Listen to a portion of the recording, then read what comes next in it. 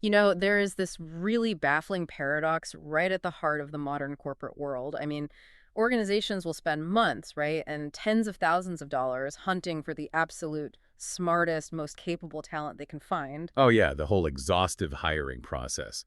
Multiple rounds of interviews, complex behavioral assessments, background checks. They are just desperate for the best of the best. Exactly. And then, the very moment that highly sought after professional actually starts the job, the organization just essentially treats them like, I don't know, an untrustworthy child, like someone who can't cross the street without holding someone's hand. Right, suddenly this individual, who, keep in mind, was just hired for their brilliant strategic judgment, is forced to get, you know, 3 different managerial signatures just to approve a minor software subscription, or to alter a basic project timeline. It's crazy. It's a massive disconnect between the capability we hire for and the autonomy we actually allow. So, welcome to the deep dive. Today, we are looking directly at this dynamic and we're speaking right to you, the learner. Yeah, whether you're a manager trying to genuinely get more out of your team, or a professional who's currently just feeling suffocated by endless status updates and approval queues, this one is for you. We are unpacking a really fascinating research paper by Dr. Jonathan H. Westover called the control tax. And our mission today is to figure out the mechanics behind this paradox. Like, why do leaders default to micromanagement? And we'll get into exactly how much this so-called tax is actually costing your organization. Plus, we're going to look at structural frameworks you could use to transition from a culture of constant surveillance to one of actual, trust-based design. So, to start us off, what is the control tax? Because it's not a literal tax, right? Right. What's fascinating here is that the control tax isn't a financial levy in the traditional sense, though it absolutely impacts the bottom line. It's really the cumulative organizational and human cost of managing highly capable employees through bottlenecks. Like the procedural overreach and endless oversight we were just talking about. Exactly. The paper's central argument is pretty profound. It says that control is not the opposite of accountability. Very often, control is just a lazy substitute for the much harder work of designing an environment that actually relies on professional judgment. Okay, let's unpack this. Let's look at the root cause. Because if you ask most leaders, they will absolutely insist that they want to empower their teams. I mean, they proudly put "we hire for judgment" on their career pages. All the time. It's the ultimate corporate buzz phrase. So what are the actual mechanisms driving them to build environments that actively punish the exercise of that very judgment? Well, the paper identifies 4 main psychological and structural drivers. The first one is basically anxiety under uncertainty. Makes sense. When things get scary, people grip the steering wheel tighter. Right, especially during periods of economic stress or market volatility. The human reflex is just to grasp for control. Leaders ask for, more reports, more dashboards, more reassurance. And it's not because the data actually improves the work, right? It's just to soothe their own anxiety. Precisely. Now, the second driver is what the paper calls the muscle memory of doers. If you think about how corporate promotion works, many senior leaders reach their positions because they were exceptional individual contributors. So their instinct, which they've honed over decades, is just to do the work themselves. Yeah, and when they become senior leaders, they really struggle to transition from being a doer to being a designer of environments where others do the work. That's such a trap. They're relying on the exact tactical skills that won them the promotion, but they're totally failing to realize that the new job requires an entirely different systemic skill set. That is the absolute core of the issue. The third driver is this fascinating concept called control debt. Controlled debt? Wait, what is that? Like technical debt, but for rules? Basically, yeah, it stems from misaligned governance and risk frameworks. So whenever a company faces a crisis or a failure, the compliance or audit function will inevitably just add a new layer of oversight to prevent it from happening again. Okay, sure. But then they never remove the old rules. Exactly. Organizations rarely go back and audit their own rules to remove obsolete controls. So over time, you build up this massive, compounding debt of procedures that no longer match the actual risk profile of the work you're doing today. Oh, wow. So you are quite literally paying for yesterday's mistakes with today's agility. That's a great way to put it. And finally, the fourth driver is just the lack of leadership development at the senior executive level.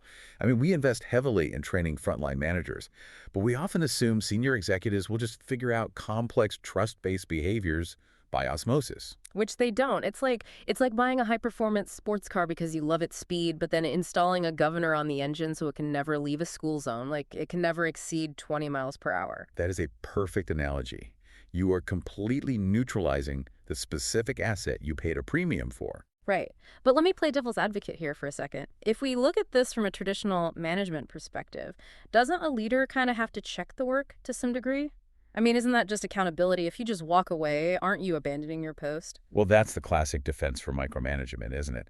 But it relies on a fundamental misunderstanding of what trust actually operates like in a workplace.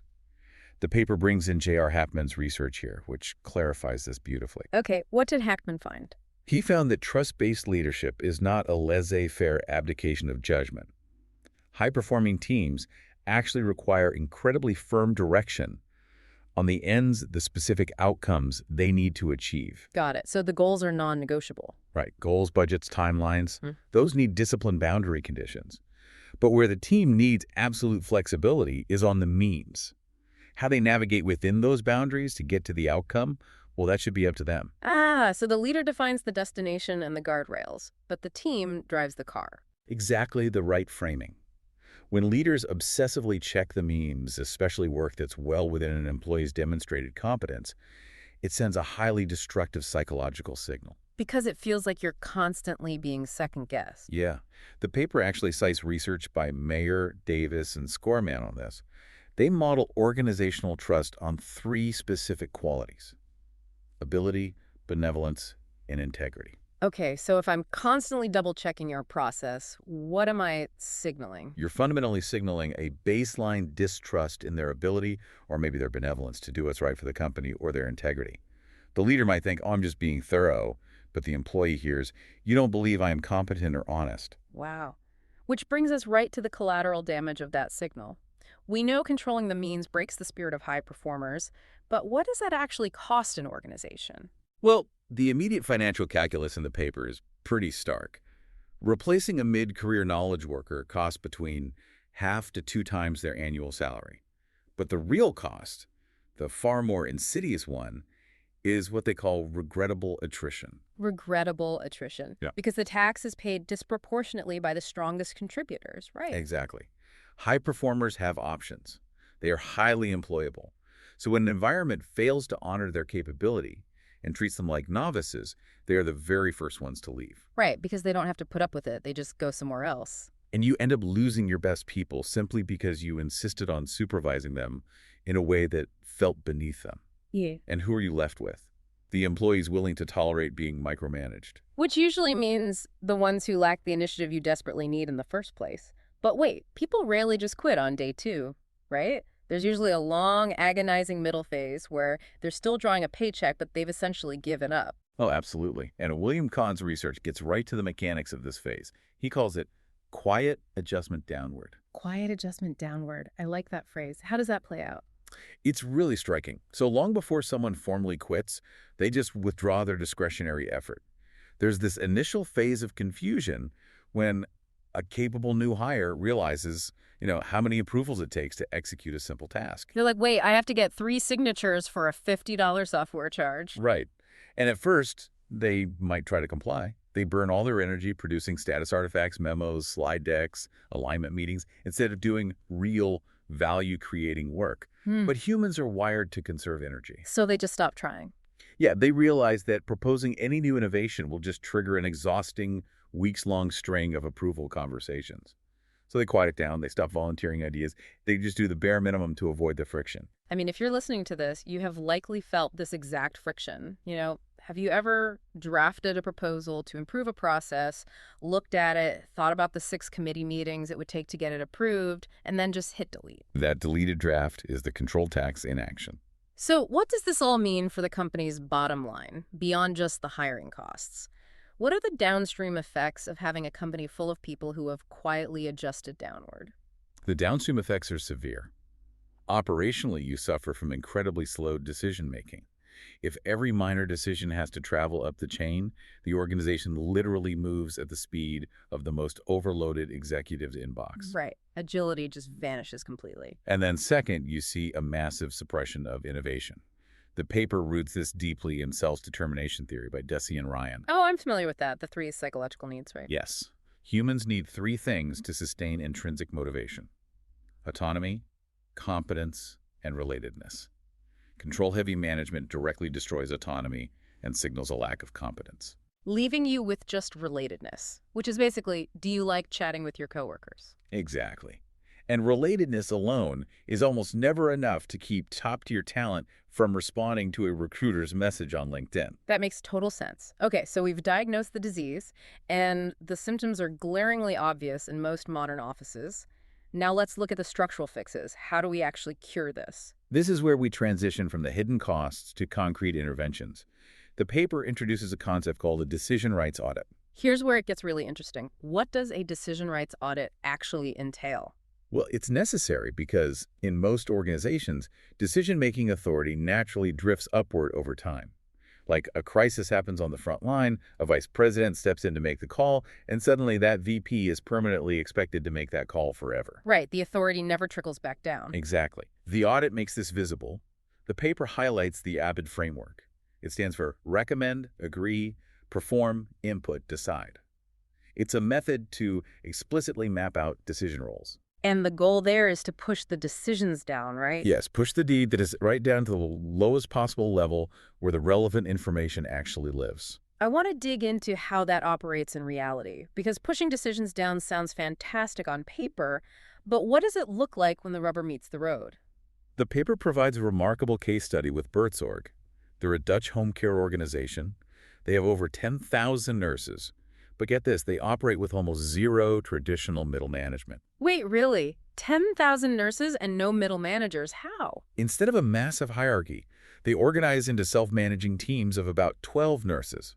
These small teams hold the decision rights for their own scheduling, their own hiring, and managing their patient mix. Okay, but how does a team of 12 nurses handle hiring without a centralized HR manager running the process? Doesn't that just invite total chaos? It avoids chaos because they use shared, transparent metrics rather than hierarchical approval. The team possesses the immediate local context of what their specific neighborhood needs. So they know exactly who they need to hire better than some HR person in a corporate office. Right. They evaluate peers based on shared clinical standards. By pushing the D down, the people closest to the patient make the calls. And the result isn't chaos, it's incredible efficiency. Better clinical outcomes, lower overhead, and far higher staff retention. Okay, but let me push back on this a little bit. Giving people authority on paper sounds great, but what if they're terrified of making a mistake? Like, if I'm handed the D in the rapid framework, but I know a wrong call means my career's over, I'm just going to kick it back up to my boss anyway. That is a brilliant point, and it's the exact vulnerability of structural frameworks. Decision rights without psychological safety just equals paralysis. Psychological safety, Amy Edmondson's work, right? Exactly. The paper leans heavily on Edmondson's research. Psychological safety is the shared belief that a team environment is safe for interpersonal risk-taking. And to be clear for everyone, that doesn't just mean everyone is unfailingly polite to each other in meetings. Not at all.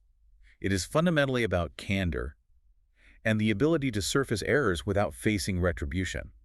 The prime example in the paper is Microsoft's cultural shift under Satya Nadella. Right, moving away from that intense, hyper-competitive stack ranking era. Yes. He deliberately engineered a shift from a know-it-all stance, where leaders had to project infallibility, to a learn-it-all stance. Where curiosity and learning from failure are actually rewarded. Exactly. And here's the crucial takeaway for any leader.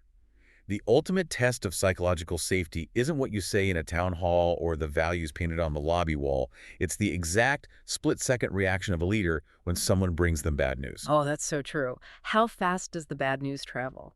Right. If a project is failing, and that news travels fast, you have a healthy culture. If bad news arrives late and it's been heavily sanitized by 5 layers of middle management trying to protect themselves well, your demand for control has completely crowded out candor. That is a phenomenal diagnostic tool. Now, let's say we've pushed decisions down using rapid, and we have the psychological safety in place.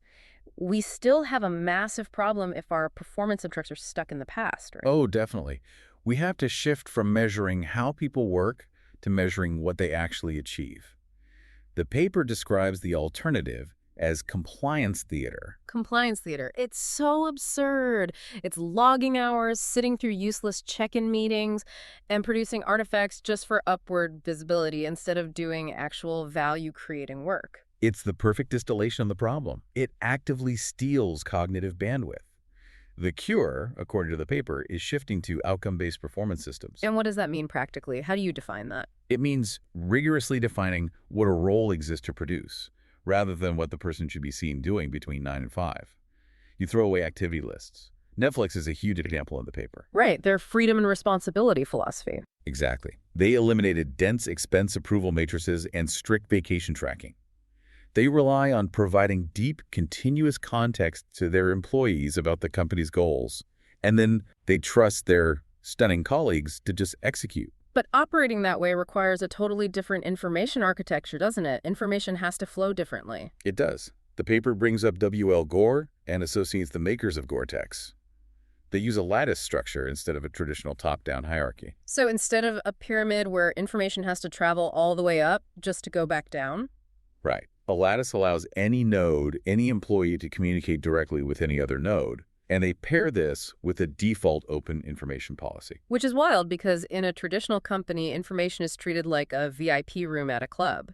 Access is a status symbol. It's hoarded. Control thrives on that information scarcity. When it's restricted, subordinates have to seek approval simply because they lack the context to make a good decision. It's like trying to navigate a city, but only the executives have the map, so everyone else has to ask for directions at every intersection. But here, you're saying the doors need to be blown wide open. That's it, exactly. If we connect this to the bigger picture, when you remove information as a status symbol, capable people can self-organize around outcomes without asking for permission. They have the same strategic context the CEO has. Okay, so this all sounds amazing. But the immediate fixes are one thing. How do we stop the organization from just naturally drifting back into control freak territory over time, like after one bad quarter? That's the long game.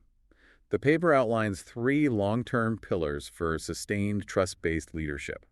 The first is psychological contract recalibration. Meaning honesty during the hiring process. Far beyond just being honest. It's fixing the mismatch between recruiting and operations. Don't promise extreme autonomy if the reality is they'll spend 6 months waiting for IT to approve their tools. Yeah, that breaches the contract on day one. What's the second pillar? Distributed leadership architectures. Spreading authority across levels permanently. The paper references Hare, the massive global appliance manufacturer, and their Rendenhay model. How does an appliance company use distributed leadership? They literally broke their giant corporate structure into thousands of market-facing micro-enterprises. Wait, thousands of micro-enterprises? How does that not fall apart? By changing the role of management, employees form small teams, pitch ideas directly targeting user needs, and share in the profit and loss responsibility. Middle managers became service providers who support these teams rather than bosses who dictate tasks. That is a staggering level of structural trust. It really is. And the third pillar is continuous learning systems. Regular pulse measurements and after-action reviews to ensure trust is maintained. Patagonia is the prime example here, constantly aligning their stated values with their operational reality. So, out of all this, what's the hardest part of this long game for the senior leaders themselves? This raises an important question. The hardest part is undoubtedly visible delegation, the unlearning. There's an example of a global professional services firm where senior partners publicly committed to delegating major decisions. Publicly committing, so they can't quietly take it back when they get anxious. Exactly. It was intensely uncomfortable. They had to learn to sit on their hands, watch a subordinate make a decision, and then receive upward feedback. They had to let go of the behaviors that earned them their promotions. But I'm guessing it worked. Within a year, they saw significant improvements in decision speed and retention of junior associates. Trust-based leadership isn't just a personality trait, it's a rigorous design problem. So to summarize our deep dive, the control tax is paid by every organization that hires for capability but manages for compliance. It drains talent and suppresses innovation. But the cure is treating trust as a structural design problem, auditing decision rights, modeling psychological safety, and measuring outcomes. And if you're feeling the sting of the control tax, you now have the language, like the rapid framework and outcome-based contracts, to advocate for a trust-based environment. You're a highly capable adult. You deserve an environment that relies on your judgment. I'll leave you with this final thought. Sometime today, Look at your own calendar and inbox for the past week. Based on where you set your time, ask yourself, how much of your day was spent either paying or collecting the control tax? That is a revealing audit we should all do. Thank you for joining us on this deep dive. Keep questioning, keep learning, and we'll see you next time.